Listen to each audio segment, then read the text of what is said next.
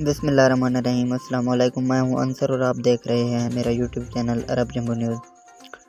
سعودی بیوی اور 4 بچوں کو ہلاک کرنے والے یمنی کو سزائے موت۔ سعودی وزارت داخلہ نے کہا ہے کہ سعودی بیوی اور 4 بچوں کو ہلاک کرنے والے یمنی شہری کو نجران میں موت کی سزا دی گئی ہے۔ سرکاری خبر رساں ایجنسی SPA کے مطابق وزارت داخلہ نے بیان میں کہا ہے کہ سالہ عبداللہ علی العبسانی نے اپنی سعودی بیوی فاطمہ بنت مبارک القربی اور 4 بیٹیوں کا گلا گھونٹنا اور پھر ان کے سر تن سے جدا کر دیے تھے۔ وزارت داخلہ کے مطابق پولیس نے سالہ العبسانی کو گرفتار کر کے عدالت میں پیش کیا تھا۔ الزام ثابت ہو جانے پر یمنی شہری کو موت کی سزا سنائی گئی تھی۔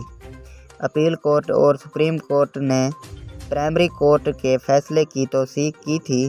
ایوان شاہی نے عدالتی فیصلے پر عمل درآمد کے لیے شاہی فرمان جاری کیا، جسے بدھ کو نجران میں نافذ کر دیا گیا۔